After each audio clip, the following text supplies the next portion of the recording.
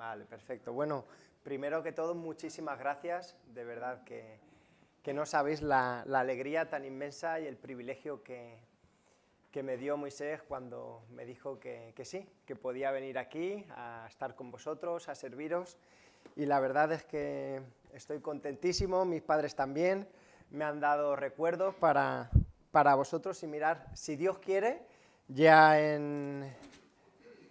en agosto, ahora en un mesecito más o menos, estarán aquí con mi hermano, que eso ya sería lo más de lo más. Así que recibir un beso y un abrazo muy fuerte de parte de mis padres. Y fijaos, me gustaría que esta mañana abriéramos nuestras Biblias o el móvil.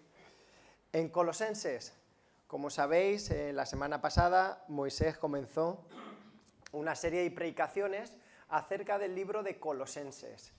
Y fijaos, él dijo que Colosenses era un libro muy especial. ¿Y sabéis por qué es un libro muy especial? Porque constantemente se exalta, se menciona y se presenta a la persona de Cristo, que es el especial entre los especiales, es el deseado de todos los hombres, es la persona más maravillosa. Y es que es por eso que Colosenses es una carta tan especial, no porque el apóstol Pablo la escribiera de su pluma, sino porque Cristo es constantemente exaltado. Y el título que se le ha dado a la serie esta de predicaciones de Colosenses es La supremacía de Cristo. Así que fijaos, el libro de Colosenses es un banquete para el alma de todo cristiano. Si estás gozoso, aquí encontrarás más razones para gozarte. Si andas preocupado, en estas líneas encontrarás descanso para esa mente inquieta. Y si estás atribulado, sintiendo que tu vida se ahoga en el pozo de la desesperación, aquí tu alma encontrará una salida y un camino con destino inmediato al gozo del Señor. ¿Sabéis? En esta mañana yo aquí estoy por vuestro gozo. Yo he venido para que vuestro gozo se complete, como al final veremos, para que vuestro gozo crezca y para que vuestros corazones se ensanchen en la presencia del Señor al contemplar y al ver la soberanía y la supremacía de nuestro Señor Jesucristo. Fijaos, no existe mayor gozo para el cristiano que ver a Cristo y a este exaltado. Es por eso que Colosenses es una invitación al gozo del Señor. Porque cuando la lees no puedes dejar de ver Cristo, Cristo y más de Cristo.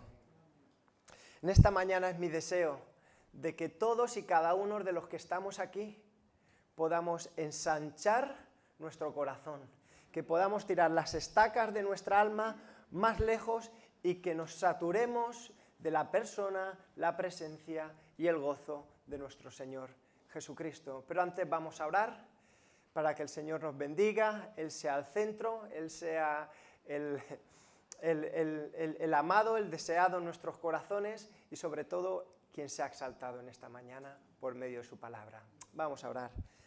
Padre, te doy las gracias y te bendigo porque eres maravilloso.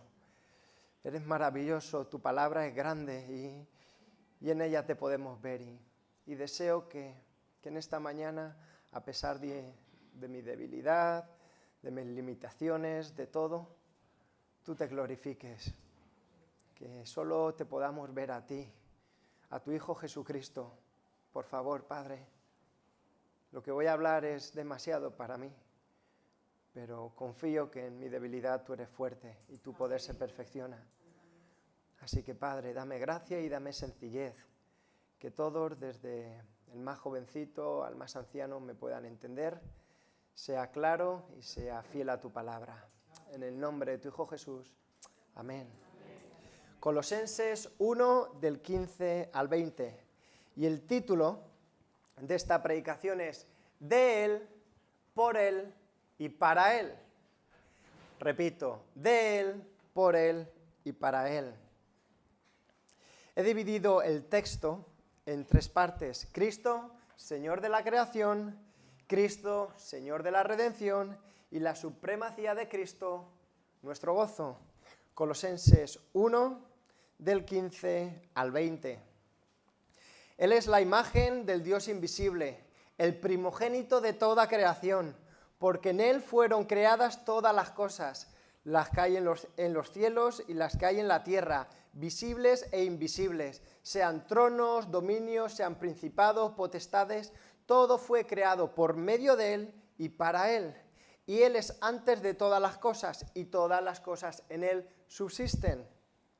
Y él es la cabeza del cuerpo, que es la iglesia, el que es el principio, el primogénito de entre los muertos, para que en todo tenga la preeminencia, por cuanto agradó al Padre que en él habitase toda plenitud, y por medio de él reconciliar consigo todas las cosas. Así las que están en la tierra como las que están en los cielos, haciendo la paz mediante la sangre de su cruz.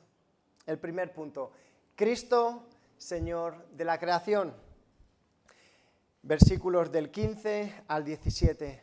Cuando hablamos de la creación, automáticamente, ¿qué nos viene a la mente? Génesis, en especial Génesis 1 y 2. Y es ahí que quiero que me acompañéis y vayamos. Porque en estos dos primeros capítulos que encontramos en el Génesis, podemos observar tres detalles que son vitales que el apóstol Pablo quiere enfatizar con gran fuerza en esta carta.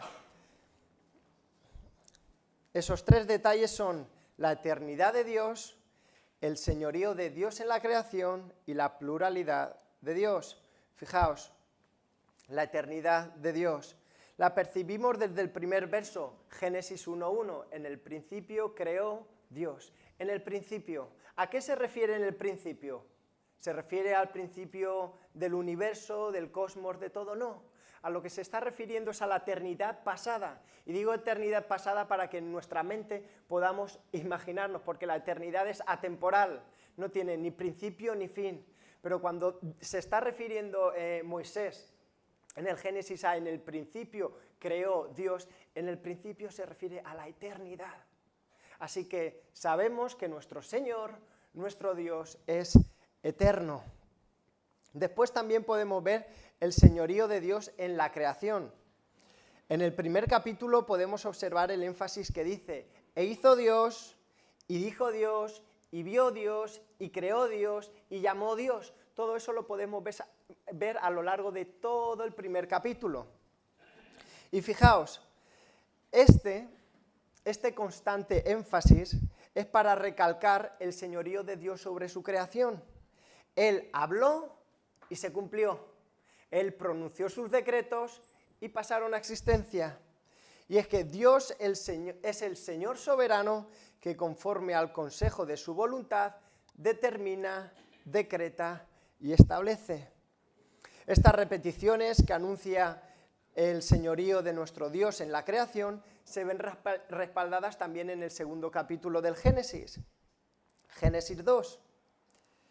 Y vemos que se repite, ya no es y dijo Dios, y vio Dios, e hizo Dios. Aquí es y el Señor Dios hizo, y el Señor Dios vio, y el Señor Dios llamó. Vemos como primeramente menciona, y Dios hizo, dijo, tal, Dios, Dios, Dios, pero después en el capítulo 2 lo que está haciendo Moisés es enfatizar ese señorío de Dios sobre su creación. El Señor Dios hizo, y el Señor Dios determinó, y el Señor Dios llamó. Así que podemos ver cómo constantemente hay un énfasis en el señorío de Dios sobre su creación. Y para poner un ejemplo, el motivo por el cual Moisés enfatiza tanto en Génesis el señorío de Cristo es como si yo, por ejemplo, digo, aquí tengo agua transparente. ¿Qué quiero decir con el agua transparente? ¿Es que acaso todo el agua no es transparente? Por supuesto, todo el agua es igual. Pero si digo que el agua es transparente, ¿qué estoy matizando? Que es cristalina, que es limpia, que es pura. Por cierto, voy a beber que ya me estoy secando. Y lo que Moisés hace en el capítulo 2, después de decir, y Dios, y Dios, y Dios, y Dios, y empieza a decir, y el Señor Dios, y el Señor Dios, es decir, sí, ese Dios que creó todo es el Señor de su creación. Así que observamos la eternidad de Dios, el señorío de Dios en la creación, y la tercera cosa es la pluralidad de Dios. Notamos la pluralidad de Dios en el nombre propio de Dios. La palabra que se traduce por Dios es Elohim, que es dioses, y es el plural de Eloah. Esto es un poco técnico, pero por favor, prestar un poquito de atención, no os desviéis porque es importante y la base para entender que Cristo estaba presente en el Génesis desde la eternidad y de que Él es supremo, Él tiene toda la soberanía. Así que la palabra Dios es Elohim, que es plural, pero el singular es Eloah. Pero cuando aquí en la Biblia, en el Génesis, aparece Dios, es Elohim. Entonces, a ver, ¿qué pasa aquí? O sea, me estáis diciendo que en el Génesis dice, en el principio creó dioses. Sí, es precisamente lo que dice la palabra. Pero algo más curioso es el verbo. El verbo está escrito en la tercera persona del singular. Es decir, y dijo dioses, y vio dioses. ¿De qué nos está hablando aquí el autor o el escritor de Génesis? De la pluralidad de Dios hasta en el mismo principio de la Biblia, o lo que conocemos como la Santa Trinidad. Dios Padre, Dios Hijo y Dios Espíritu Santo metiéndose de lleno en la creación del universo. Por lo tanto, recapitulando, al ver la pluralidad de Dios aquí en el Génesis, si volvemos a Colosenses y leemos en el versículo 15, Él es la imagen del Dios invisible, el primogénito de toda la creación, porque en Él fueron creadas todas las cosas. Cuidado, tanto las que están en los cielos como en la tierra, visibles e invisibles, ya sean tronos o dominios o poderes o autoridades. Todo ha sido creado por medio de Él y para Él. ¿Qué es lo que nos está diciendo Pablo? Que el Dios que nos presenta el Génesis es Cristo. Es Cristo mismo desde el principio, en el comienzo, creando. Por lo tanto, podemos ver como Pablo quiere traer a nuestra mente que Cristo es Señor sobre su creación.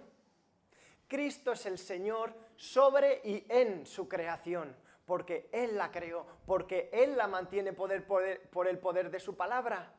Y esto es maravilloso. Pero entonces, ¿cómo podemos aplicar esta verdad a nuestra vida? Al reconocer que Cristo es el creador y sustentador de todas las cosas, muy a menudo se nos olvida de que también es de nuestra vida. A veces ponemos el piloto automático, y yo lo digo por mí. Me despierto, doy gracias a Dios, tengo un tiempecito con su palabra y demás, pero como a medida de que pasa el día, las horas, como que de manera natural, innata, me voy dando cuenta de que tiro en piloto automático, pero que no soy consciente de que mi vida está en las manos de Dios, de Cristo, de que si no fuera por Él, yo no podría ni respirar, no podría ni haber abierto los ojos esta mañana, ni yo ni cada uno de los que estamos aquí. Él es el Señor de su creación, pero por lo tanto también lo es de nosotros. Y eso cuán a menudo se nos olvida. Entonces, cuando enfrentamos esas situaciones que nos pegan collejas por todos los lados, ¿qué tenemos que recordar? Que Cristo es supremo sobre ese pecado que te lleva tiempo esclavizando. Que Cristo es supremo sobre esa actitud pecaminosa que te lleva loco de un lado a otro. Que Cristo es supremo sobre ese carácter áspero y tan falto de amor que acarreas. Que Cristo es supremo por encima de esa pena que te ahoga desde hace años. Que Cristo es supremo por encima de esa amargura que te produjo la traición o por ese dolor de esa pérdida de ese ser querido. Que Cristo es supremo por encima de esa depresión que te robó hace tiempo la ilusión y las ganas de vivir. Cuando vemos el señorío de Cristo sobre su creación, tenemos que darnos cuenta de que Él es supremo sobre todas y cada una de las cosas que nos pasan en nuestra vida. Por lo tanto, Cristo es el Señor de la creación y si puede mantener la creación en su orden, ¿qué acaso no va a poder coger y mantener en orden también mi vida, a pesar de mí, de que sea un desastre? Por supuesto, hermanos. Así que esa es la manera en la que tenemos que aplicar esta verdad tan maravillosa. Y aquí quiero abrir un paréntesis y hablar de la depresión, porque es más común de lo que parece. Pareciera que en las iglesias, en el círculo cristiano, evangélico, el cristiano no se puede deprimir porque tiene a Dios y tal. Y claro, debiera ser así, pero todos pasamos por tiempos en nuestra vida en los que nos deprimimos, nos venimos abajo. Y fijaos, estoy convencido y estoy persuadido por la palabra de Dios de que en todas las ocasiones la raíz de nuestra depresión es una incredulidad que siempre va alimentada de una idolatría. ¿Qué quieres decir con esto, David? Que esa depresión se produce por una falta de confianza en Dios, en su palabra, en sus promesas, y que a la vez va alimentada por una idolatría. ¿Qué idolatría? Esto. Miradme. Poner mis ojitos en mi ombligo. Ay de mí, mira, es que no me han saludado, mira, es que ya llevo 2 semanas que la gente ni me envía un WhatsApp, y yo, y te centras tanto en ti que empiezas a darle vueltas, y fijaos, es muy curioso, pero si pensamos en una persona depresiva, ¿qué nos viene a la mente? Una imagen, esto. Y digo, a ver si es la imagen que tengo yo. Pero me dio por poner en internet depresión. Le di al Google, le doy a imágenes y me veo todo, gente así, caída, tal, así, con los brazos sobre sus rodillas, pero siempre con la cabeza agachada, agachada, agachada. Y pareciera ser algo innato en el ser humano, que cuando estamos centrados en nosotros, pensando en nosotros, esta es la posición. De hecho, tú piensas en la persona que, por ejemplo, la típica persona amargada del tebeo de hace años, que la veías ahí en la viñeta y cómo iba así. ¿Por qué? ¿Y cómo me han hecho esto? ¿Y cómo esto? ¿Y será posible que...? Porque está pensando en sí, en sí, en sí y en sí. Pero fijaos, ¿cómo salir de ese estado de depresión? La solución no está aquí. La solución no está en David. La solución está en Cristo. Y fijaos, es algo que el salmista ya hace miles de años nos decía, Salmo 121, 1 y 2, levantaré mis ojos a los montes. A los montes, no levantaré mis ojos a mi hombro, no, nada de mí, a los montes, ¿pero por qué? ¿De dónde vendrá mi socorro? Mi socorro viene del Señor, fíjate, que hizo los cielos y la tierra. ¿Qué nos está diciendo el salmista? El socorro, mi ayuda, la salida para esta depresión, para esta prueba, no viene de mí, viene de los cielos. ¿De quién? Del Señor. Pero después, ¿qué dice? ¿Quién hizo los cielos y la tierra? El que tiene el poder para crear todo el universo y mantenerlo, tiene el poder también para restaurar nuestra vida y ponerla en su orden. Esto es maravilloso. No nos centremos. Y es que todo ser humano tiene esa tendencia natural a coger y los ojos del alma hacer así, clan, para abajo. Pero fijaos, los ojos que tenemos no fueron diseñados para mirar nuestra nariz. Los ojos que tenemos fueron diseñados para mirar otras personas.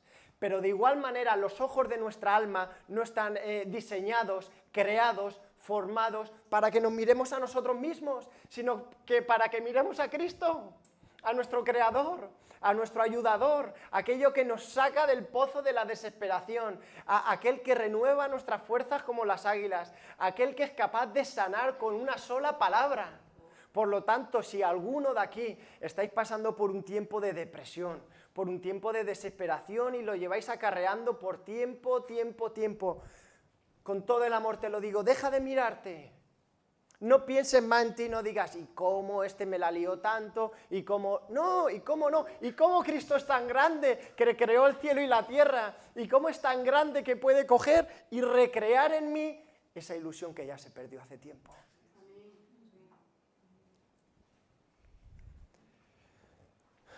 Fijaos, pareciera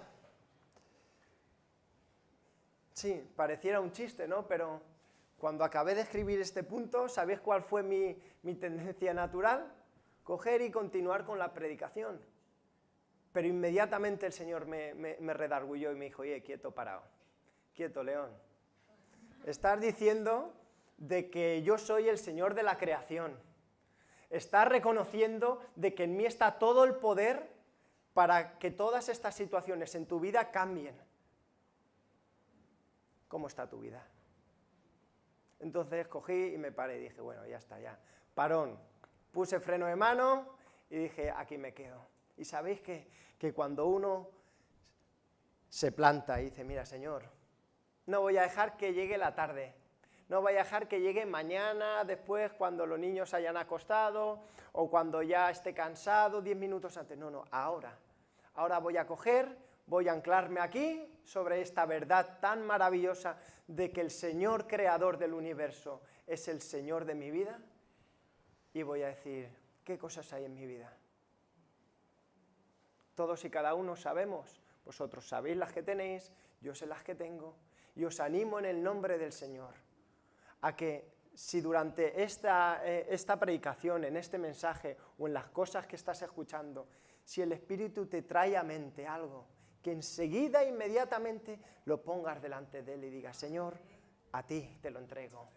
Quítalo, cámbialo, transfórmalo, mejóralo. Amén. Amén. El segundo punto, Cristo, Señor de la redención.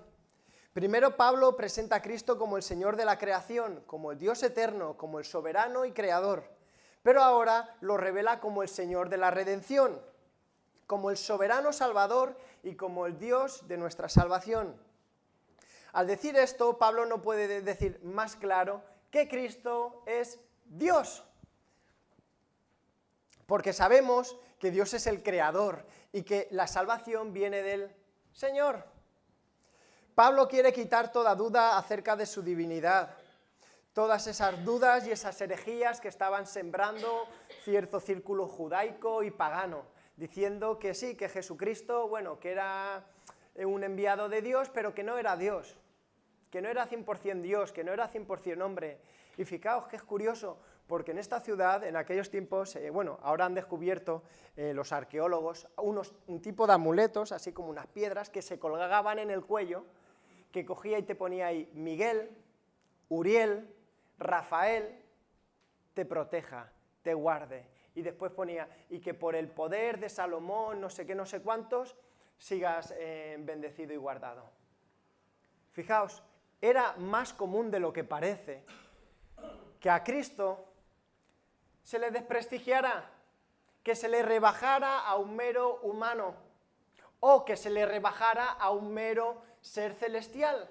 ¿Por qué? Porque Cristo ni fue solo un hombre, ni fue solo un ángel, como algunas sectas, como los testigos de Jehová o mormones dicen. Porque Cristo fue 100% Dios y 100% hombre, no 50 y 50, sino plena y enteramente Dios y plena y enteramente hombre. ¿Por qué? Porque si no, no podría ser ni el Señor de la creación, ni el Señor de la redención. No podría ser el Señor de la creación porque no sería eterno. Solo Dios es eterno.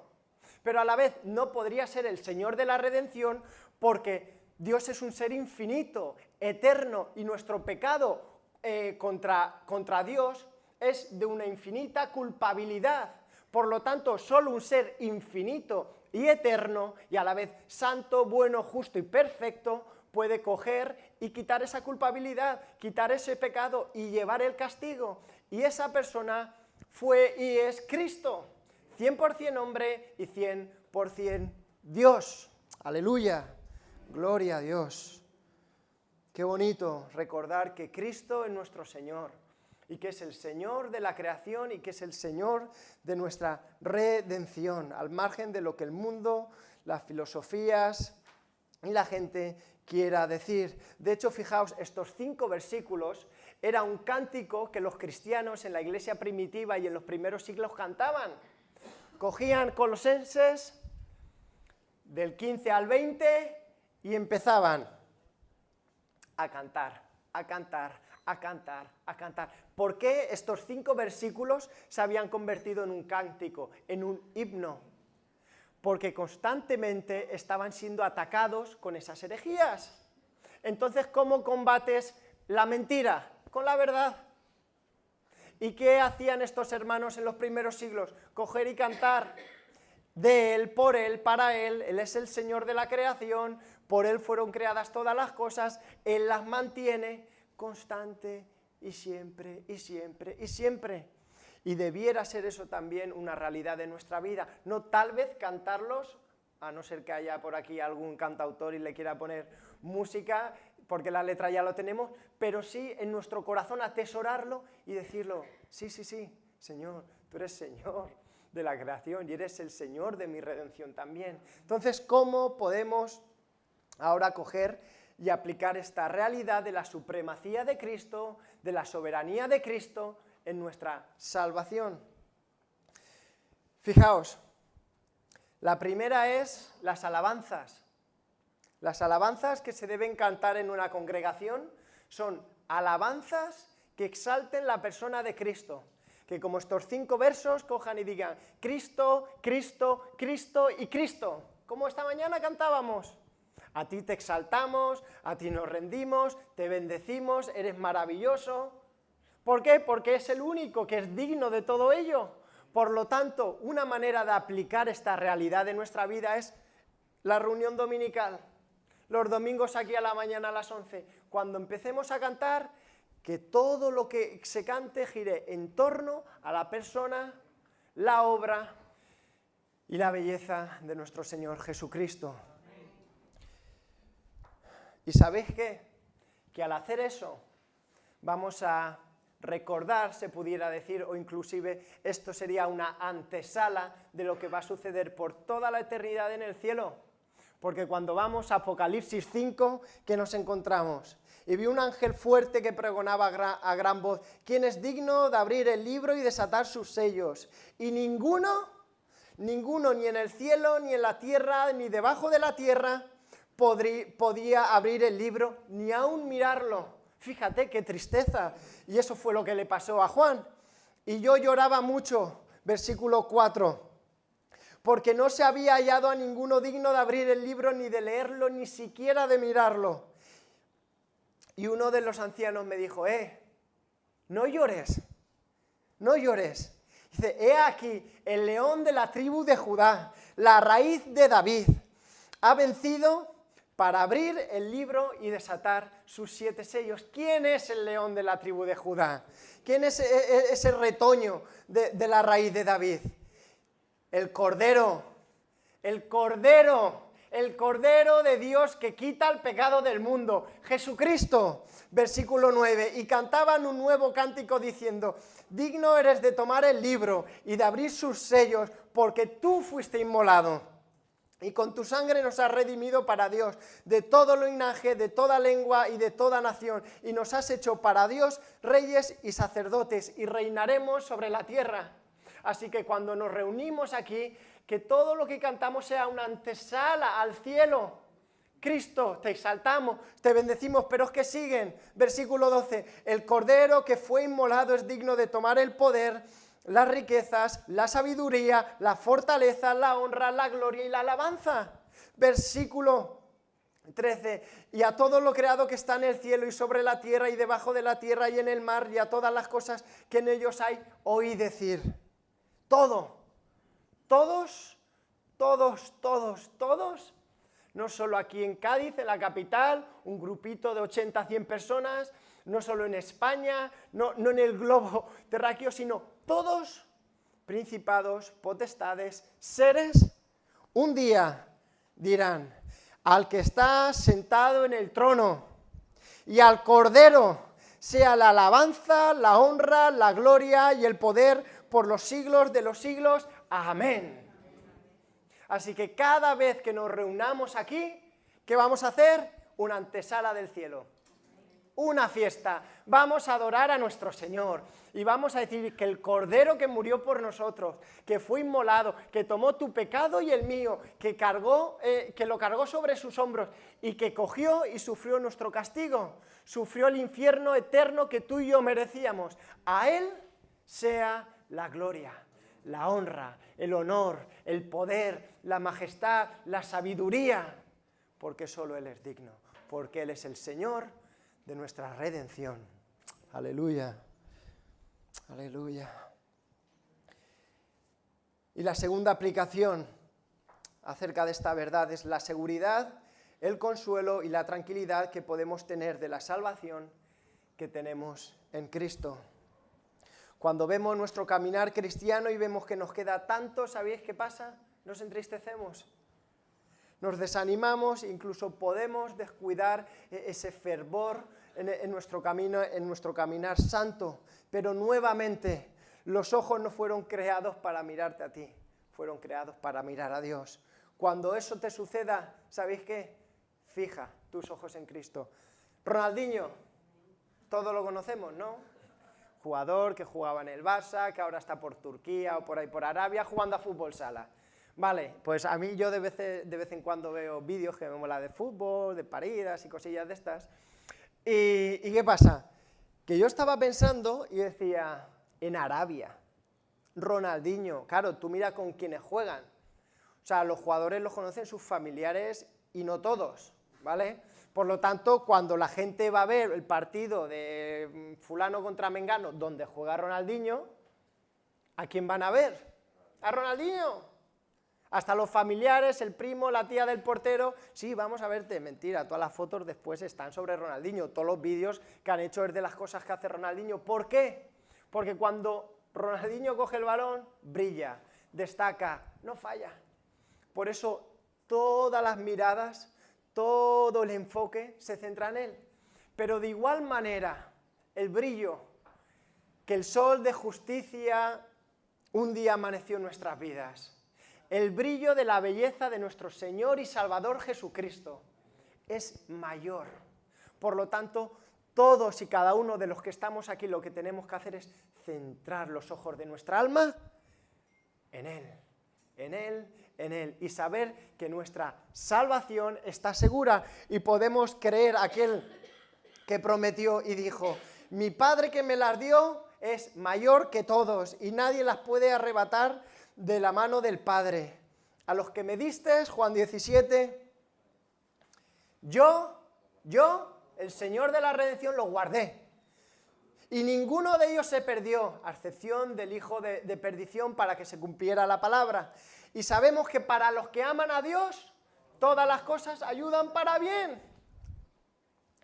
Esto es para aquellos que fueron llamados conforme a su propósito, porque a los que de antemano conoció, a ellos los predestinó, y a los que predestinó, los predestinó para ser conforme a la imagen del Hijo, para que sea el primogénito de muchos hermanos, y a los que predestinó, los llamó, y a los que llamó, los glorificó, y a los que glorificó, los justificó. ¿Qué diremos pues entonces?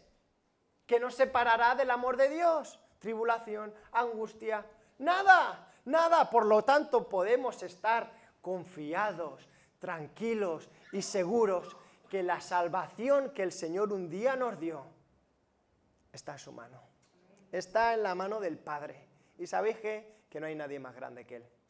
Nadie lo puede arrebatar de su mano. ¿Sabéis que aquel que empezó la buena obra la terminará? ¿Por qué? Porque Dios es el autor y el consumador de la fe. Es quien la da y quien la lleva al cumplimiento, a su perfección. Por lo tanto, la verdad de la doctrina del señorío de Cristo en la redención, que nos da también tranquilidad, quita esas dudas cuando cogemos y metemos la pata, y porque somos unos gambas todos, reconozcámoslo, pero reconocemos también que el Señor es nuestro Salvador y Él es más grande que nosotros. Y ¿sabéis qué? Que cuando pecamos, abogado tenemos, que podemos acudir al trono de la gracia y encontrar ayuda, encontrar socorro. Si confesamos nuestros pecados, Él es fiel y justo para perdonarnos y limpiarnos de toda maldad.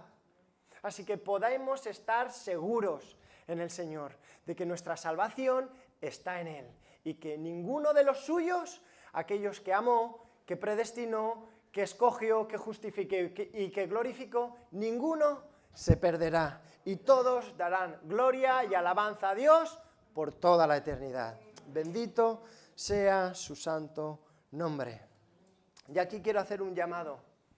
Yo, claro, conozco a algunos de aquí, pero no conozco a todos.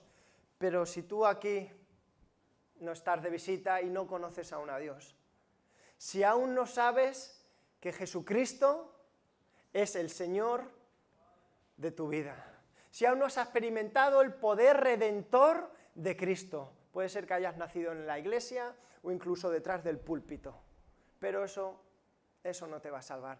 Puede ser que creas, como yo creo en mi Padre o como creo en una persona, pero esa fe, si no va acompañada de un arrepentimiento verdadero, de una entrega total a la persona de Cristo, de un reconocimiento de tu pecado, no de tus pecados, de tu pecado, que sabes cuál es el pecado de todos hasta que conocemos al Señor, y disculpad porque es feo, este es el pecado nuestro, darle la espalda a Dios, vivir de espaldas a Dios.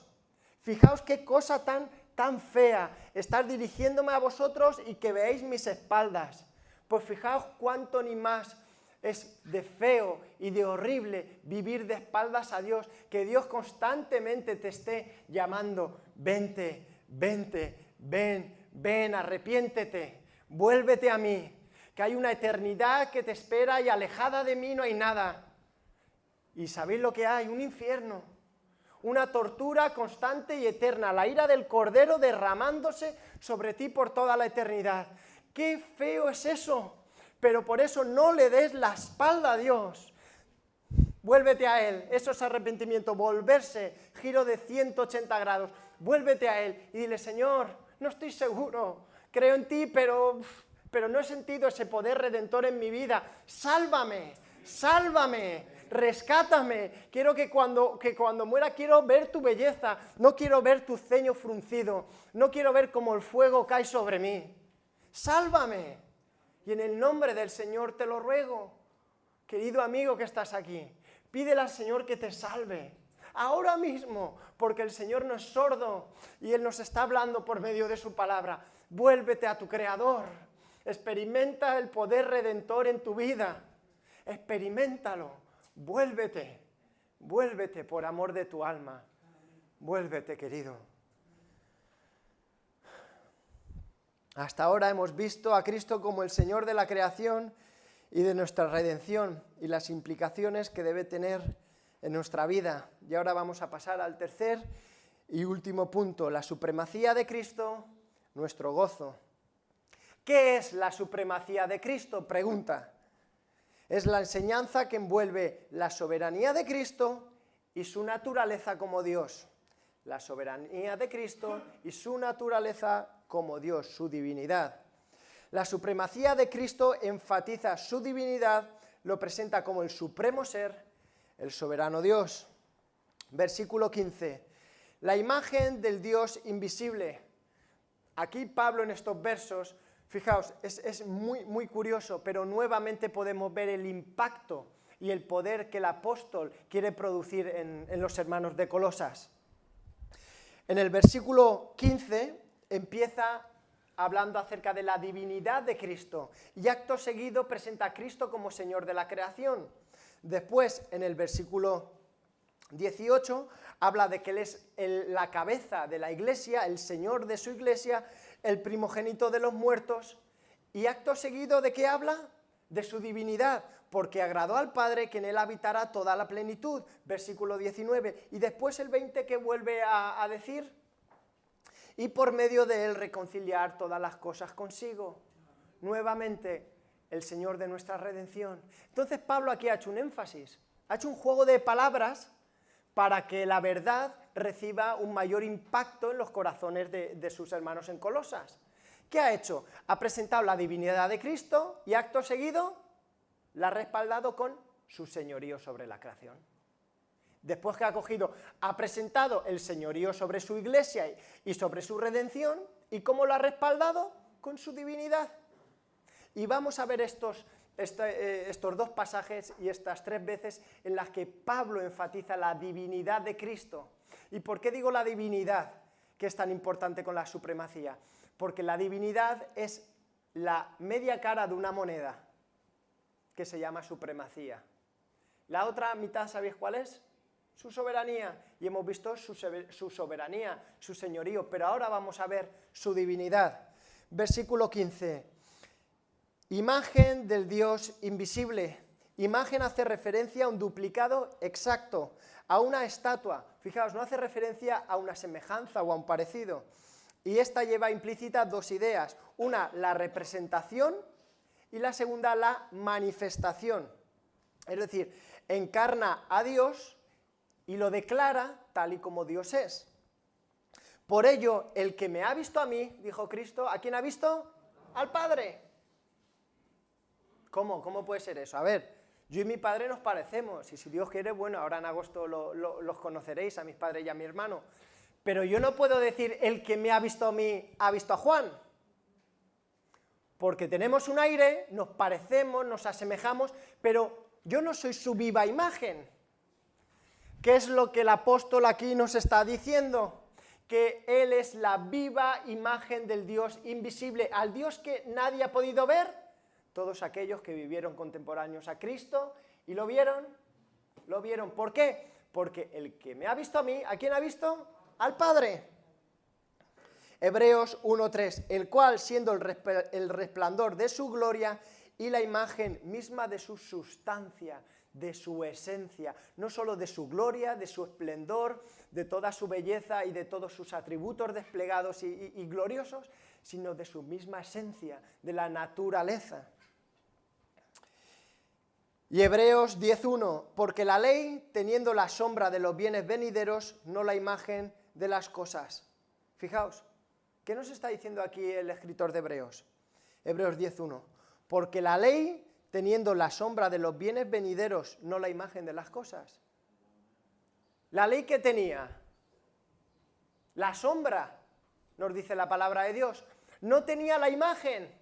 ¿Por qué? Porque la imagen hace referencia a Cristo. La sombra sería algo así semejante. Fijaos, vamos a poner este ejemplo. Ahora mismo Cristo viene aquí y un foco se planta sobre él, ¿vale? Y su sombra nos hablaría mucho acerca de él, de Cristo. Lo que pasó con la ley fue que Dios, su personalidad, cogió y nos la entregó en 2 tablas de madera, o sea, en 2 tablas de piedra, perdón, y ahí que podíamos ver el carácter de Dios, la persona de Dios, cómo Dios es santo, Dios es celoso de su pueblo, por eso dice que lo amarás a él por encima de todo. Dios es un Dios bueno y justo, que ama a la familia, por eso dice honrarás a tu padre y a tu madre, y nos dio una serie de mandamientos que ¿a quién nos apuntaban esos mandamientos? Al Dios de los mandamientos. Pero eso el escritor de Hebreos nos dice que era una sombra. Pero en Cristo es una imagen, porque Cristo es la viva imagen del Dios invisible, es el vivo calco, si se pudiera decir, para que lo entendemos, es la representación perfecta del Padre en los cielos.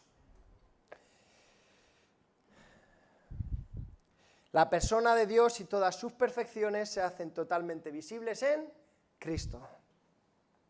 Y aquí tengo esta frase que dice, Cristo representa a Dios y al mismo tiempo lo manifiesta. Ese es el sentido que tiene la palabra imagen. Lo representa y lo manifiesta, es decir, Cristo es Dios y por lo tanto, ¿qué hace? Exhibe su divinidad. Yo soy David y ¿qué hago? Pues me muestro tal como soy. ¿Qué pasó con Cristo? Que él al ser Dios, revela a Dios y se presenta y se manifiesta como Dios. Cristo representa a Dios y al mismo tiempo lo manifiesta. Versículo 15. Primogénito de toda creación. Lo que Pablo tiene en mente al hablar de Cristo como el primogénito de toda la creación es los privilegios que tenía el hijo del monarca en aquellos tiempos. Es decir, heredaba el gobierno y la potestad y la autoridad para gobernar en el lugar del padre cuando muriera. Pero ¿por qué él dice que es el primogénito de toda la creación? Porque él tiene toda la autoridad. No porque fuera creado, sino porque tiene la misma autoridad que el Padre. ¿Se me entiende? Cuando Pablo dice que él es el primogénito de toda creación, él no está diciendo que él haya sido creado, porque previamente hemos visto cómo él es eterno. Entonces, algo eterno o alguien eterno, en este caso, no puede ser creado. Sin embargo, cuando dice el primogénito de toda creación, nuevamente está enfatizando la divinidad de Cristo, su autoridad, su gobierno absoluto y total sobre toda la creación. ¿Se me entiende, verdad? Fijaos, los judíos utilizaban el término primogénito como un sinónimo a rey. Salmo 89, 27. Yo le pondré por primogénito, fijaos, el más excelso de todos los reyes de la tierra. Que por cierto, esto es un salmo mesiánico. Yo lo pondré como primogénito, el más excelso sobre los reyes de la tierra. Vemos como nuevamente el énfasis no está en que haya sido creado, porque previamente se ha dicho que es eterno, sino en que Él es el Rey de Reyes. No es un simple rey, está por encima de todos los reyes de la tierra, pero es que aquel que está por encima de todos los reyes de la tierra es eterno. Y es el Señor de la creación, y a la vez es el Señor de la redención. Por lo tanto, ¿de quién nos está hablando? De Cristo, de Dios. Y esto es maravilloso. Versículo 19, por cuanto agradó al Padre que en él habitase toda la plenitud de la deidad. Fijaos, de la deidad no aparece en la Reina Valera, pero en otras traducciones, como la Biblia de las Américas o en inglés, la King James, la ESV, sí que aparecen los manuscritos más antiguos. Versículo 19, por cuanto agradó al Padre que en él habitara toda la plenitud. Pero algunos manuscritos más antiguos añaden de la deidad. Y coincide, porque si vamos justamente unos versículos después, en el 2.9, dice, porque en él habita corporalmente toda la plenitud de la deidad. Nuevamente, el énfasis, Dios, hombre, no es simplemente un ángel. Fijaos que tampoco el apóstol Pablo coge y niega los principados o las potestades que, como decía al principio, algunos se colgaban para que se protegeran. Lo que Pablo hace básicamente es elevarlo por encima de ellos. Pablo no niega los principados, las autoridades o las potestades celestiales, pero eleva a Cristo por encima de ellos. Por lo tanto, concluimos que las afirmaciones de su divinidad son el testimonio de su soberanía y viceversa, y ambas conforman la preciosa doctrina de la supremacía de Cristo. Básicamente, y para que nos quede el concepto claro, fijaos con esta frase, la supremacía de Cristo significa que todas las cosas son de Él, por Él y para Él. La supremacía de Cristo significa que todas las cosas son de Él, por Él y para Él. Fijaos, son de Él porque reconocemos su poder creador. Son por Él porque todo lo que hay existe porque Él es. Y como Él dijo en Juan, y sin Él nada de lo que es hecho fue. Y para Él significa que el fin último de toda la creación y de todas las cosas es que todo lo que tiene vida y que respira, que alabe al Señor. De Él, porque todo proviene de Él, su poder creador. Por Él, porque todos dependemos de Él. Y si somos y estamos es porque Él está y reina y gobierna. Y para Él, porque todo lo que ha sido creado fue creado para la alabanza de la gloria de su gracia. Aleluya. Todo es de Cristo, por Cristo y para Cristo. Y fijaos, ya estoy acabando. En el principio dije que no hay mayor gozo para el cristiano que ver a Cristo y a este glorificado. Comenté que estoy aquí por vuestro gozo. Y ahora, para concluir, ¿cómo debe influir todo este conocimiento acerca de la soberanía y supremacía de Cristo? Todo este conocimiento debe provocar dos cosas: una humildad verdadera y un profundo gozo. El conocimiento de la supremacía de Cristo debe producir en nosotros humildad verdadera y gozo inefable. Y para concluir quiero poner ejemplo de Juan el Bautista. Vayamos a Juan 3, del 22 al 30. No hace falta que lo leáis, pero fijaos, Juan está en Judea con sus discípulos y está bautizando, ¿vale? Entonces sus discípulos ven que ahí al otro lado del río se encuentra Jesús y está bautizando a una multitud inmensa. ¿Y qué pasa? Que sus discípulos se acercan a él después de haber discutido y estar ahí hablando entre ellos y le dicen: oye, maestro, rabí, le dicen a Juan, aquel, no dicen ni su nombre, aquel a quien tú bautizaste está bautizando al otro lado del río, pero es que toda la multitud va a él. Qué feo, ¿no? Aquí quiero abrir un paréntesis. Qué feo cuando surgen estas contiendas, cuando surgen estas contiendas entre cristianos, cuando surgen esas envidias, pues Saúl mató a sus 1000, David a sus 10.000. Pues alégrate de que ambos sirven al Señor y de que ambos han avanzado en el reino. ¿A qué viene? Rabí, aquel a quien tú bautizaste, toda la multitud se va con él. ¿A qué viene esa competencia? Pero fijaos la respuesta de Juan el Bautista.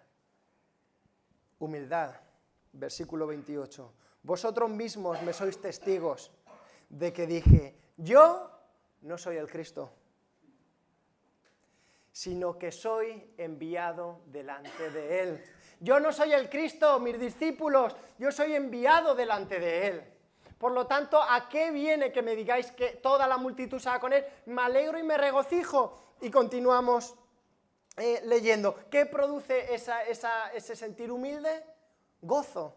Versículo 29. El que tiene la esposa es el esposo, mas el amigo del esposo, es decir, Juan, es decir, nosotros, que está a su lado y le oye, se goza grandemente de la voz del esposo. Así pues, fíjate, esto es una bomba, ¿eh? Así pues, mi gozo está cumplido. Y acto seguido vemos que dice el famoso verso, es necesario que él crezca, pero que yo mengüe. Fijaos, ¿qué nos está enseñando aquí Juan el Bautista? Que su gozo se cumple al ver a Cristo cumplir su labor mesiánica tan esperada. Juan el Bautista ve que Cristo empieza su ministerio, que empieza a bautizar y lejos de entristecerse, ¿sabes qué coge y hace? Se alegra. Se alegra. ¿Por qué? Porque sabe que él no es el Cristo y porque él ha sido enviado delante de él. ¿Para qué? Para preparar camino. Y fijaos, cuando vemos la grandeza de Cristo llevando a cabo su ministerio, ¿qué debe producir eso en nosotros? Lo mismo, humildad y gozo. Humildad y gozo. Pero fijaos, y aquí hay un detalle muy importante. Versículo 29.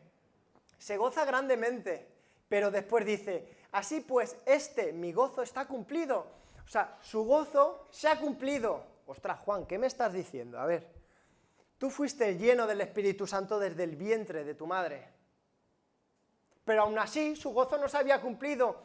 Tú eres el primo del Mesías. Aún así, tu gozo no está cumplido. Tú has bautizado al Cristo. Aún así, su gozo no se había cumplido. Multitudes y multitudes te siguen y la bautizas. Su gozo no está cumplido.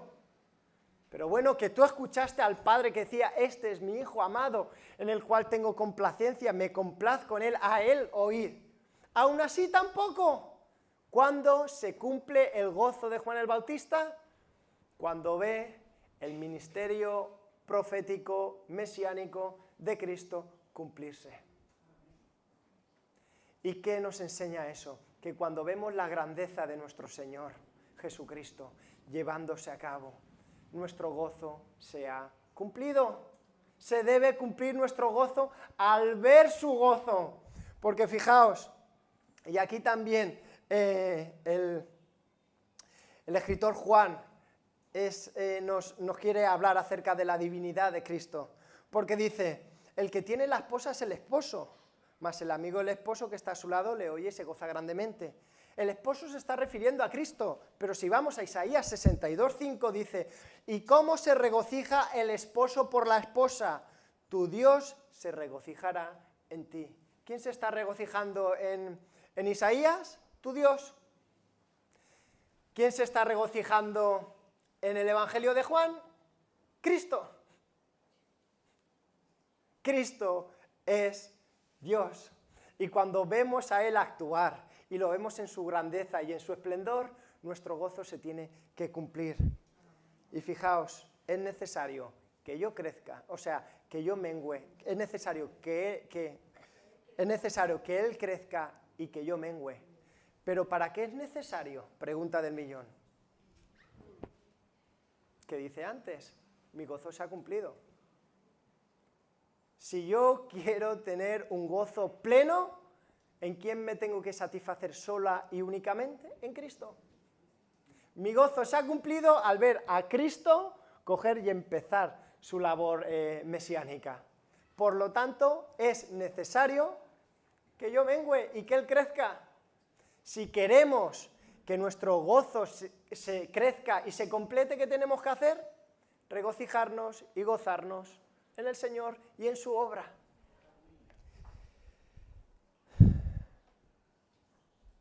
Fijaos, ya estoy acabando. Hoy en día nos venden la moto diciendo tú tienes que ser el capitán de tu vida y que tienes que hacerte un nombre. Pero fijaos, la tele no busca la felicidad, ¿eh? Los periódicos, los influencers y toda la gente que te dice esto no busca tu felicidad. Y yo esta mañana, como os he dicho al principio, estoy aquí por vuestro gozo. Yo estoy aquí por vuestro gozo. Y te voy a decir una cosa. No te conformes con ese poco. No te conformes con ese poco. Hay mucho más gozo.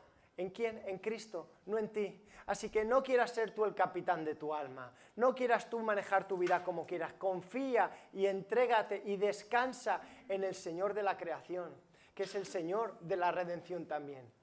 Y es el supremo y soberano, Rey de reyes y Señor de señores. Juan era quien preparaba el camino, dicen los evangelios. Él preparaba el camino, pero no lo preparaba para él, ojo. Él lo preparaba para el que venía detrás, que era antes. Y ese era su gozo. Dicho con otras palabras, ¿sabéis lo que estaba haciendo Juan el Bautista? Tirar la alfombra roja. Juan cogió y tiró la alfombra roja, pero no para pasar él, sino para que, en este caso, el actor de los actores, el especial de los especiales, cogiera y pasara. Y todo el centro de atención se centrara en él. Y todas las miradas, todos los flashes, todas las fotos, todo fuera en torno a Cristo. Y ese precisamente tiene que ser nuestro gozo. Tirar la alfombra roja para que Cristo se vea. Fijaos, si yo dijera, oye, y el borrico el pollino que llevó a nuestro Señor encima, vaya máquina, ¿no? Ostras, hombre, dime tú qué pollino ha llevado a Dios encarnado sobre sus lomos. Nadie. Bueno, sí, ninguno, vale, bien. Pero sería una burrada decir eso. ¿Por qué? Porque el pollino en sí... ¿Quién se acuerda del pollino? ¿Quién se acuerda si tenía las orejas así o bajadas? ¿Quién se acuerda si llevaba un manto encima o no? Da igual. ¿Por qué? Porque lo importante era Cristo. Era aquel que estaba encima de él. Juan el Bautista tiró la alfombra roja. El pollino se puso para que el Rey de Gloria entrara. Y nosotros, cómo tenemos que vivir ante la verdad de que Cristo es el Señor de la creación, es el Señor de nuestra redención y es el soberano y supremo, Rey de reyes y Señor de señores, pues con la misma actitud, humilde, y así entonces se cumplirá nuestro gozo.